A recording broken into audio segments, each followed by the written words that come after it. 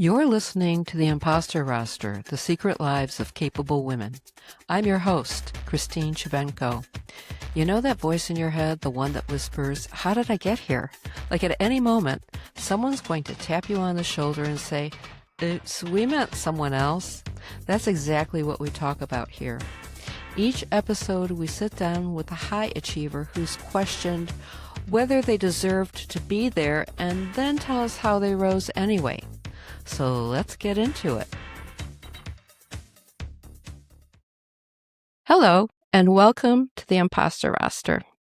Most people pick a lane, technology or storytelling, but Michelle Collins decided the interesting stuff happens in the merge. Michelle is the Chief Operating Officer at CodeBaby, where she leads the company's work in conversational AI and digital humans across healthcare, education, customer service, and hospitality.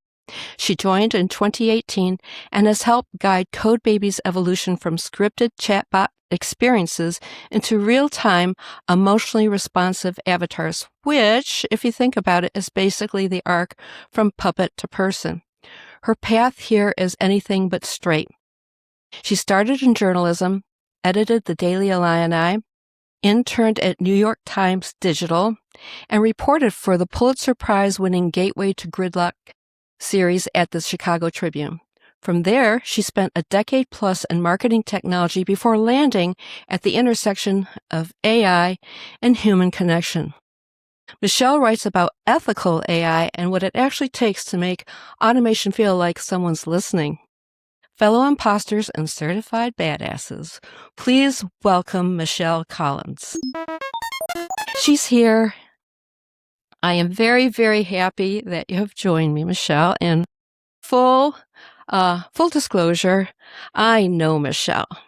And I have worked with Michelle, and that's why I want to talk to Michelle, because you will enjoy listening to her as well. You will really enjoy this experience because, honestly, Michelle, I've known you a while, have I not? You have. Yeah, we've known each other for several years now. Yeah. How did I not know you wrote something for a Pulitzer Prize-winning series? How did I not know that?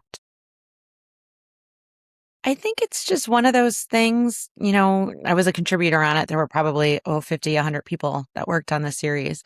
And you don't want to walk around with maybe feeling like you're stealing valor. But I did get the email from the group and everything saying I it. So, it's one of those things. Plus, it feels like it was a lifetime ago. But yeah, it was a really, really cool experience. Well, you do know that if I had anything to do with launching a rocket into space, everyone on this planet would know about it. So I just think that's really super cool. Well, thank you. Thanks. And so when you were a little girl, what was it that you initially wanted to do? I think I had two different thoughts of what I wanted to do. I think I wanted to be a lawyer, just because I really enjoyed logical things and logic puzzles and stuff like that. And then I kind of got bitten by the bug in high school. I was really fortunate. My high school had a pretty high-powered radio station for a high school and a good broadcasting program. So from my freshman year on, I took radio broadcasting and television production in high school and was bitten by the bug and thought I wanted a career in broadcast journalism. And then when I went to college, my next door neighbor in the dorms, her former roommate was an editor at the newspaper, and they were doing kind of a lot of 1 day, 2 day kind of walk-in open house. And I said, well, let's give this a try, and just kind of fell in love with it from there. So, I mean, you've got quite the vocabulary and quite the imagination and definitely a way with words. So this does not surprise me. But I'm curious then, somehow you found your way into conversational AI, which, I mean, I guess that makes sense. If you think about it, storytelling and then conversational AI, which, I know a little something about. A little bit. Just a bit. How did you find yourself in that, though? So I think, and I'm so I've got so much gratitude. I feel like I've been at the right place at the right time several times in my life. So, as you mentioned, the Daily Illini, I did my undergrad and grad school at the University of Illinois in Urbana-Champaign. While I was there, a little thing called the Mosaic browser came out. We would be in the I was a poli-sci major for undergrad, and we would be in the lab in Lincoln Hall, and there would be signs on there saying, hey, click around on this cool new thing and let us know, give us some feedback. And as it turned out, the students were sort of the beta testing lab for the very first web browser. So, having that experience and then, having kind of fellow nerd friends that are like, well, this is how we would create a web page and this is, learning HTML. That was sort of a fun kind of new thing to learn, foray into something new. So I was editor in chief my senior year, and then I stuck around for a year for grad school for journalism. And during that year, I took the paper print version and created the first online version of it. So that was sort of the first time that I was lucky there. That helped me kind of open some doors with digital journalism. So the internship at the New York Times, working, ultimately becoming multimedia editor for the Tribune. And then at the Tribune, also having the opportunity to help out with some database-based reporting back before a lot of people were doing that sort of thing. So just really having a lot of exposure to tech all along the way, whether it was multimedia or, HTML right from the beginning, learning how to do different digitization. And so I parlayed that when I decided to make the jump from journalism and got a job as a business analyst, or freelanced and then a job as a business analyst. So essentially interviewing clients, interviewing stakeholders, taking my writing skills, my interviewing skills, and being able to essentially take all the ingredients and make some soup and functional specs as they were. And the more and more that I worked on these things, worked with the tech team, I've always had a natural curiosity for just about everything. And I figured I could best advise and answer client questions and put together specs if I learned more and more about the underlying structure of the technology. So I was really fortunate there again to work with actually several really brilliant women who were in our tech team, who were very open-minded and saying, yeah, this is how you would do this. And, you've got a little bit of tech background. I'd had some Linux admin experience, so I knew my way around the system a little bit. That was sort of a benefit of growing up in the U of I.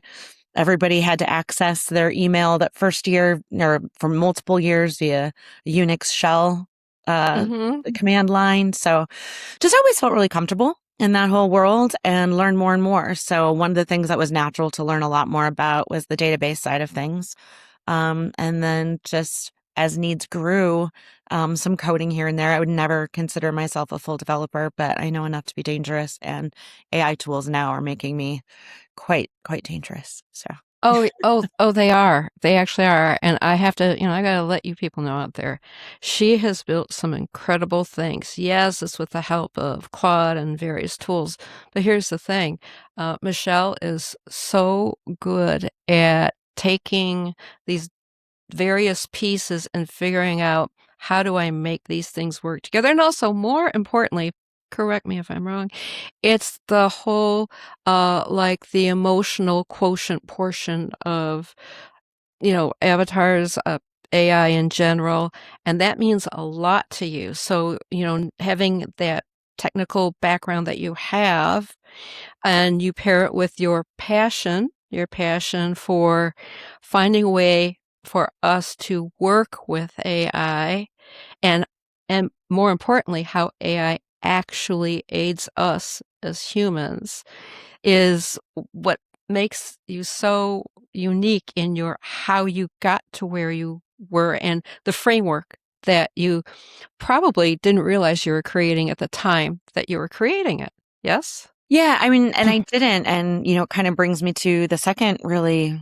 good right place at the right time to be at this intersection where, conversational AI, especially in large language models, since their very first days, I've had the opportunity to be right up front, front seat for all of that.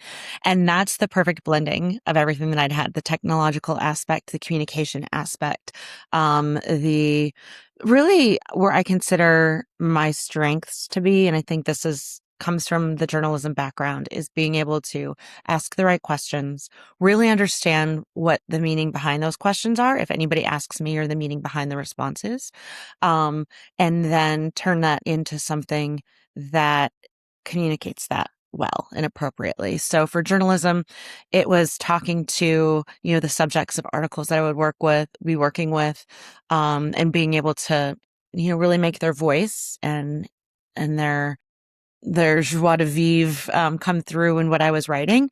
But in this world of, large language models or AI in general, that prompting of figuring out like how do I anticipate where I kind of think that this is going to go, ask the right questions to get it to go there, but truly listen to the answers and be flexible enough to know what's that next question. Um, and it's really funny, and this kind of might be an aside, but I just sort of have gone about my interactions with AI from that lens, thinking that's how everybody did it.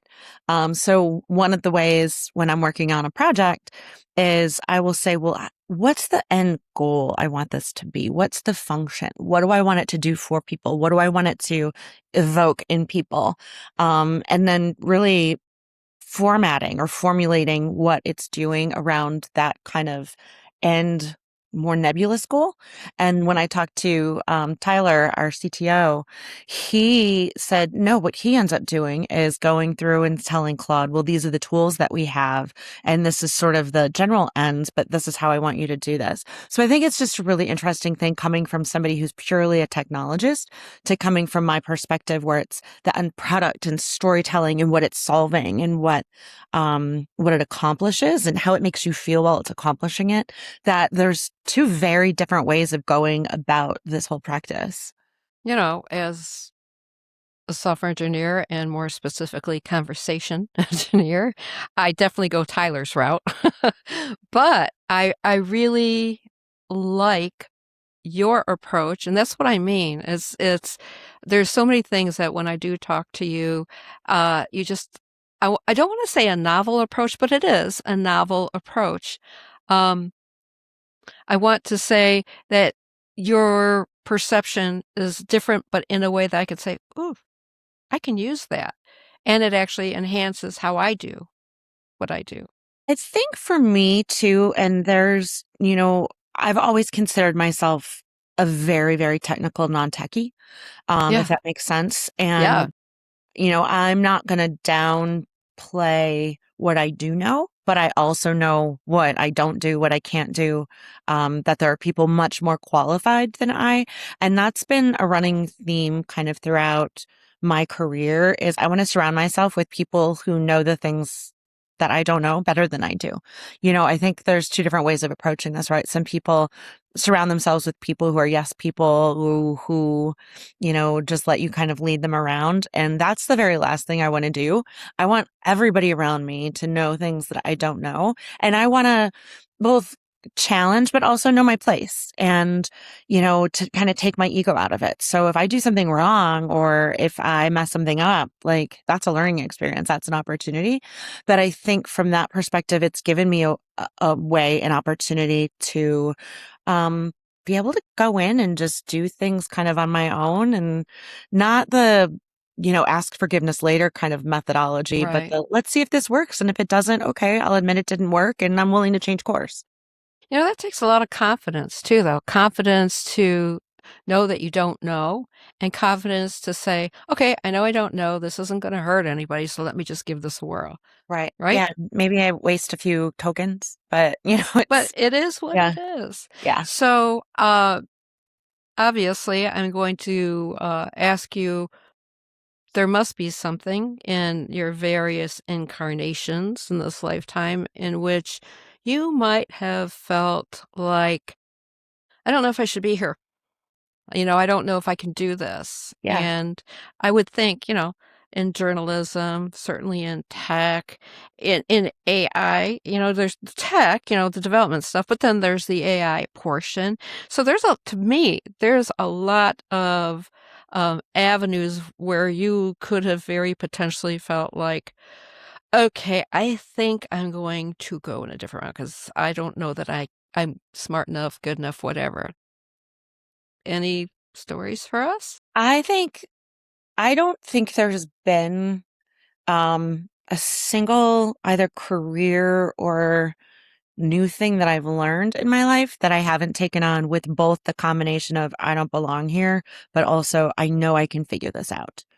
Um, and I think, and it's funny, I'll even go back because I was thinking about just this kind of thought, earlier today is if kids have the opportunity to learn a musical instrument, I think it's one of the best tools you can give them because learning a musical instrument for everybody but like savants is the most frustrating thing in the entire world when you start. You're making horrific sounds. If you're playing a wood instrument, you're likely getting really lightheaded.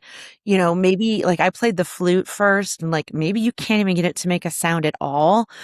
And you just sit there and you're just like, I am never going to learn this. And then you look and you're like, wait a second, I learned that and I got pretty good at that. And every time I've been in a situation where I feel completely overwhelmed by something new that I have to learn, thinking, oh God, I'm never going to learn this, I think back and it was like, you have before. And so every single thing I go into with that combination of just like, you don't belong here. You don't know anything about this. You know, you're going to, especially if it's in a more public forum, like you're going to have to bird dog your way through this.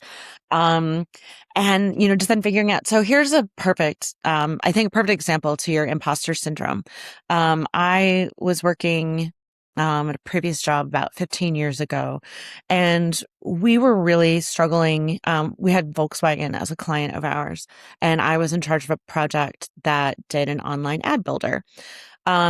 We they had been frustrated with some of the just challenges with the technology, and they brought in somebody to the department who was brand new and had come from a consulting background and was essentially like, we were warned, like, he's going to come in here and this, we might lose our job at this. He's going to clean things up. And I was like, okay. So I was just like, well, what would I do in this situation? And I over planned and over engineered, and I put together probably like a 200-page spec document and process management document and everything that was just like, if this is going to come down to me to figure this out and to deliver this, I, at the very least, want there to be like, this is everything that's in my brain on paper, like the Bible for this. And this was before generative AI. So this was some work. And, you know, I had to fight some people internally who were like, you're going to overwhelm them. This is too much. And so we didn't bring it into the meeting at first. And this guy is just calling us to the carpet. And I'm sitting there and I was like, can I just show you something really quickly? Cause he was like, how do we know that it's going to work this time? And what's different from last time? And I came in there and I went to my office and I got this giant book and I put it on the table and I was like, this is the blueprint that I've created. And the look on his face went from totally PO'd and frustrated with the situation to like, this, you get it. You get it. And the entire relationship on bringing that giant notebook thing, you know, the 3-ring binder, 3-inch 3-ring binder, Yeah. whatever, completely changed for the rest of the relationship with the client.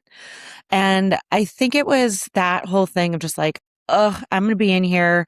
I have even done the thing that I think is the way to go to protect us and to save this business and all of that. And everybody internally is telling me, no, no, no. And then just bucking all of that when this guy was irritated with us, leaving, not even telling everybody what I was going to do, going and getting this book and putting it in front of him. I think it was like I was an imposter until that moment that I was like, wait a second. I was on the right path here. Like I had the right things in mind. I should trust myself more in these situations and fight harder for that type of thing. So I kind of want to break that down a little bit. Yeah. Because, you know, for anyone listening, one of the questions they might ask is, how did you get to, or what thoughts? You kind of described what thoughts, but I don't know if we can make it even more granular, but how was it that you just said, you know, if I'm going to have to stand behind this product, even getting to that point, a lot of times we are locked in fear. We don't even get there because we're like, immediately the wall of I'm an imposter goes up, and you never even get to like, all right, if I'm going to have to defend myself, because we feel like I can't defend myself. I don't have the smarts to defend myself. How would you break that down? What if, I know it's been a while, but what might have gone through your mind when you decided I'm going to prepare for, like, I guess the worst? So my thought was that at the very least, this was a really worthwhile exercise. That I think the problem was is I believed them. Like there were problems in the product. We weren't delivering everything that we could be delivering. And my management style is always more coach than it is micromanager. Um, but I feel like this had kind of gotten away from us somewhat. There were too many cooks in the kitchen.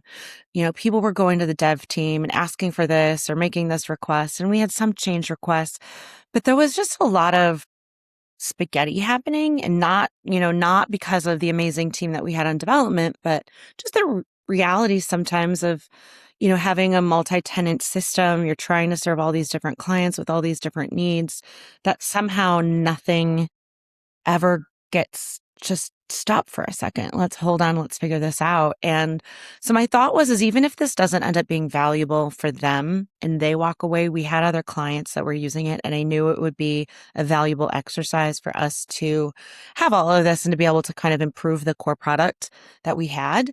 And I wanted to bring that in there because, I knew enough about somebody who'd come from a consulting background to know that you can't give somebody who's a consultant too much documentation. And I wanted to have that. I wanted to bring it in. I wanted that to be the showcase from the outset of this meeting, and, it got overridden. But I believed that my instinct was right on that. And so when what everybody else wanted to try wasn't working, I was like, well, we're going to lose this at this point.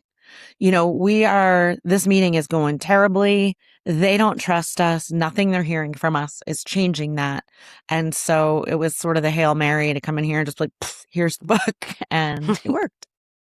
But I think, there's something to be said, I guess, and to answer your question, for the strength you get when there's nothing left to lose, and recognizing that moment and being willing to take a risk in that moment instead of just hoping that you can be nice or that, people will be empathetic and maybe, make the nice decision.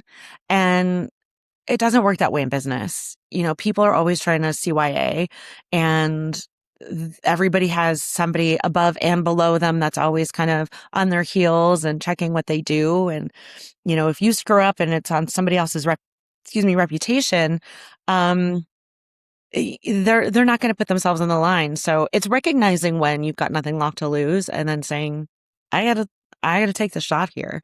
I gotta trust my instinct and go with it. And again, if you miss the shot, well, you didn't have much chance of scoring anyway. So, Well, that's the thing, is even if you can see that this is going to probably go south if we don't change something and the others don't see that, yeah. that's where some courage has to come up, where you say, well, you all don't see it, but I see it. And at the end of it, it does seem like what I'm hearing in here is, one part is when, I guess, we get that feeling. So even if you feel like an imposter and you get that feeling like, I know I can make a difference here, but you're afraid to speak up, one part of that is just taking a moment, just stopping for a minute, saying, okay, what do we actually have here? Just really being real. I think to add to it, I'm extremely socially awkward. I mean, I feel like an imposter every time I walk into any social situation. Anything where I get introduced with a lot of flair. Thank you for the introduction. You're welcome. And that I think has led me to really try to study people's reactions and responses and try to figure out, like, on a very conscious level, like, what are they thinking? What's their next move? What would my next move be if I was in this situation? What would I say next? And I think that, and like really making the effort to read people, gives me often a good sense when things are about to go south. in a way that I feel like a lot of salespeople, maybe who are eternally optimistic, might be like, oh no, we just got to say the right thing here. We got to, and it's like, no, this is off the chains. Like they're not happy. This isn't landing. Like we have to change course. It's that bravery to change course and not just go with, you know what, maybe I made the same pitch 15 other times before and it worked, but this 16th time, if it's not working, I got to try something else. You got to be willing to scrap it and say, I would rather fail with my best effort than fail with my everyday effort. Yeah, you really don't want to regret, because you know how many times I'm sure you've experienced this. It's like, I really think this is the problem, and you don't speak up, and some short time down the road, somebody else says, I really think that, and oh my God, that was the answer. Everybody's just, singing their praises, and you're like, I thought of it 3 weeks ago. Right. You know? Or as a woman in tech, you said it 3 weeks ago and nobody listened to you. Yeah. And says it, and all of a sudden he's the genius. But yeah, Oh, okay. That's a whole nother that's a whole episode. other imposter syndrome situation. Yeah. It's like, oh, I saw her hackles go up. Okay, I better stop talking about that. Yeah. No, Can't help it. yeah. No, that is a whole other imposter syndrome though. And especially, so that's a common theme for me because, like I said, I'm a highly technical non-technologist, especially going into any kind of high tech situation where it's a mostly male audience, is I know they're going to be scrutinizing every single thing about my credentials as it is. I'll be lucky if they don't ask me some gotcha question about code or something. This certainly doesn't happen with the team that I work with now, but I've had it happen many, many, many times in the past. So that imposter syndrome is just there immediately. And so that's why I'm just like, this is my role. This is my lane. I happily swerve sometimes, but I know what I don't know. And, I think knowing what you don't know and knowing how to listen and learn is one of the most important things to kind of use that imposter syndrome to your benefit of, yeah, maybe I am over my skis a little bit here, but that's okay. This is a learning opportunity. I just need to make sure that I'm representing myself appropriately so I don't get called out in a negative way. Well, and you know how to use your resources anyway. So if you don't know something, you're very good at, information seeking. But I'll tell you, with respect to people wanting to, given that you're saying you're very technical while being non-technical, that's why I'm always blown away when I hear about various projects on which you're working. I'm like, Thank you. what? I mean, what? So it's very impressive. But as you know, I've been in software my entire life, and I still feel that, even with degrees and what I do now. I mean, like the AI, and I still feel that because, yes, you are not wrong. People will test you. And I'm not quite sure why we're like this, but, technical people, I said, really?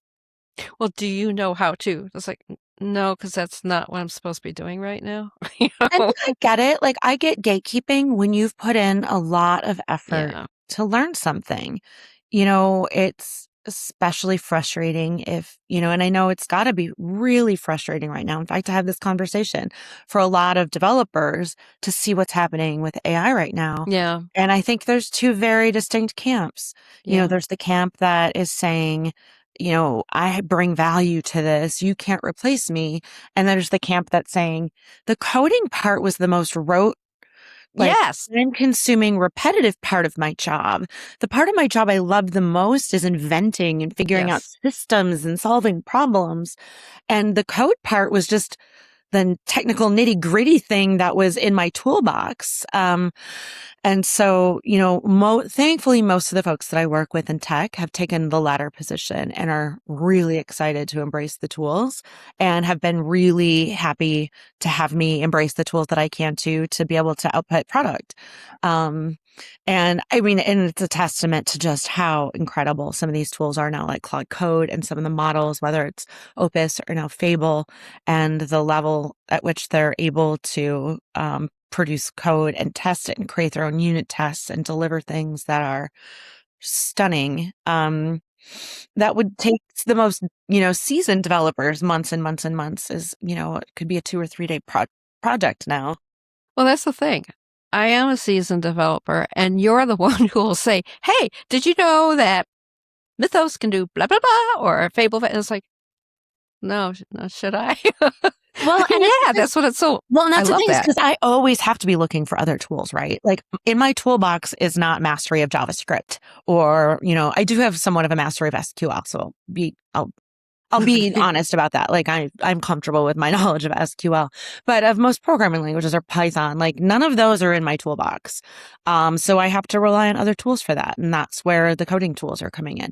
I know I'm fairly competent at Linux admin, but when it comes to sed or awk or any kind of like scripting, I was like, yeah, I can do it, but like, why do I want to spend 45 minutes figuring out, a regular expression to get something where Claude can do this for me much more accurately in 15 seconds?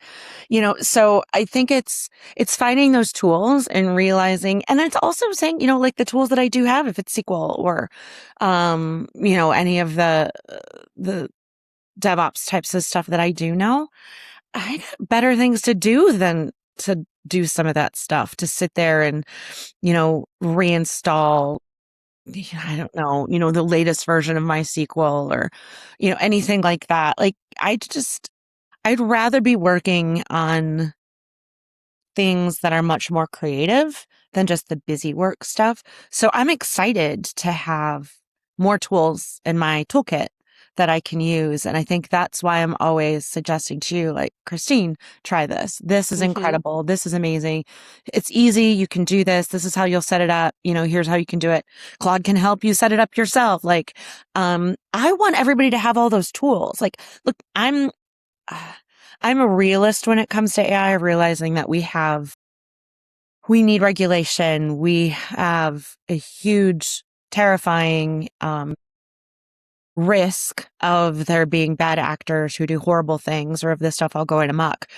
But I also truly believe that we are standing on technology here that has such potential to do so much good, whether it's finding cures for diseases or helping to alleviate caregiver shortages or support, mental health care support services shortages, to help combat loneliness, to and to, cooking healthier or managing budget resources better.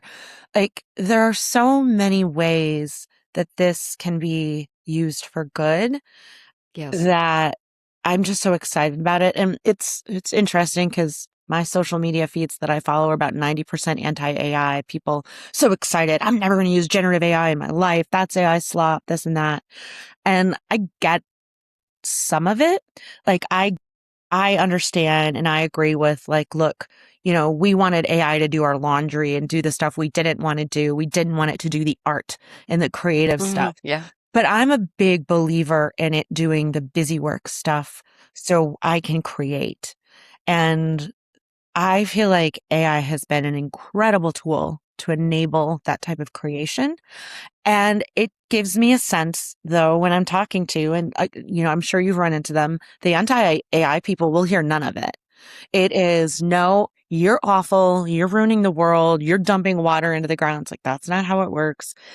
And every time I go into those situations to say, I think there are some things that you're slightly misinformed on. I don't blame you for having the ideas and thoughts and frustrations that you have. However, then I feel like an imposter because instantly they're all like, oh, well, you work in AI. Like you want to take everybody's jobs. And it's like, fear is real. And the irony is I should feel less like an imposter than they should in that. But yeah, I don't want to say anything that's going to get myself in trouble because I think a lot of people's fear is coming from a well-meaning, earnest place. But I think a big part of the fear is coming from the fact that there are so many kind of oligarch type folks who are in seeming decision-making positions on all of this.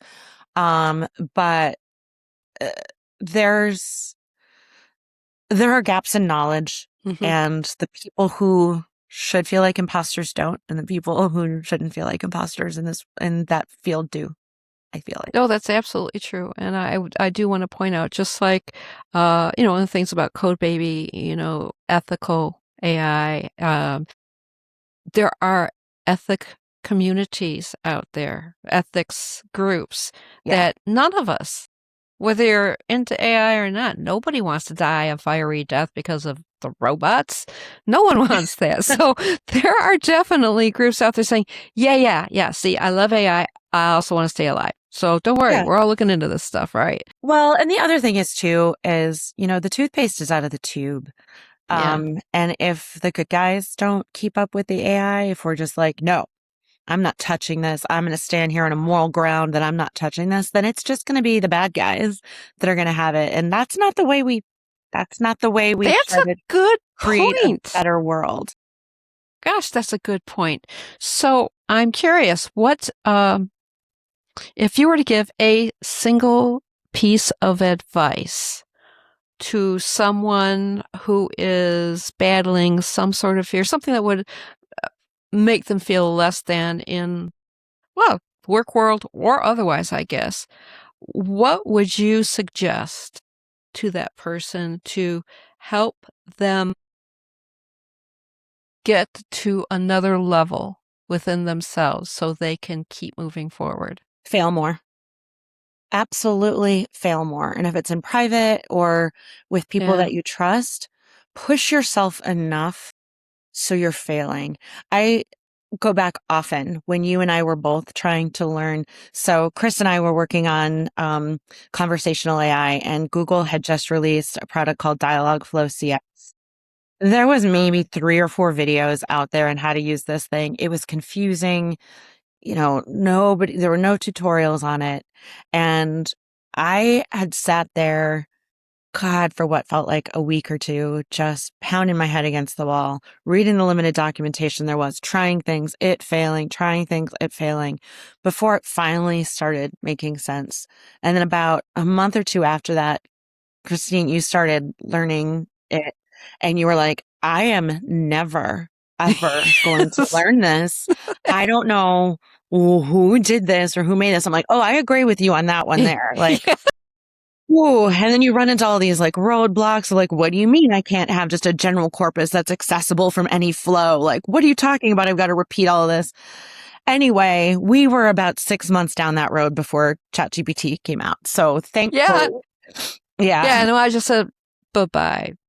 Yeah. And it was, but it Bye-bye. was, we both went through that same thing. And I just said, just keep failing and I can help you through it. And both of us would just You sort did. of fail together and be like, well, that conversation was a whole disaster, and trying to figure out, and looking at it though. But failing for the sake of failing isn't what I'm saying. It's, 2 things. One, push yourself in directions Yes. that you didn't Yes. think that you would go, because Yes. you will learn there. But 2 is you have to be really, really introspective about what went wrong. Like, what did you fail at? It can't just be like, for us in that situation, it's sort of like, well, the product is just bad. The product was just not well documented. But it was like, well, what are we not figuring out? And I think it led us to learn a lot more about the nuances of building conversations, of what aren't we anticipating that people might ask, or what question is this particular flow or scenario begging here that we wouldn't have thought of. And putting yourself in a position to just do it. And don't be afraid of failure. Be excited about failure. Be introspective about what went wrong, is the best advice that I can give everybody. And do it over and over. I know there's the whole thing, doing, what is it? Like the definition of, I don't remember. I'm going to screw Oh, this the up. definition of going crazy or Yeah, it's something like doing the yeah. same thing 100 times and expecting a different result. Yeah, I'm not saying do the exact same thing over and over and over again, but Right. keep pushing and don't be afraid of failing, and don't sit there on the 3rd or 4th failure and be like, I'm never going to get this. Now, keep failing. You will fail your way to success.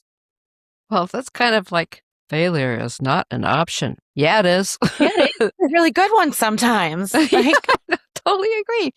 Well, I would have to say that given your experiences across the board and you having your own way to pull yourself up by your bootstraps, and especially at this stage of your life, this stage of your career, being part of a Pulitzer Prize-winning team to boot. It's a long time.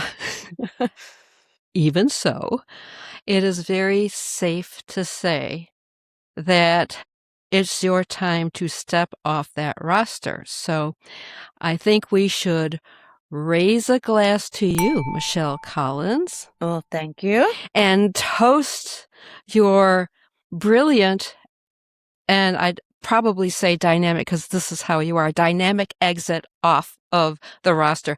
I don't know how you're going, but it's going to be something technical probably, and we're all going to go, you can do that? Yeah, you can.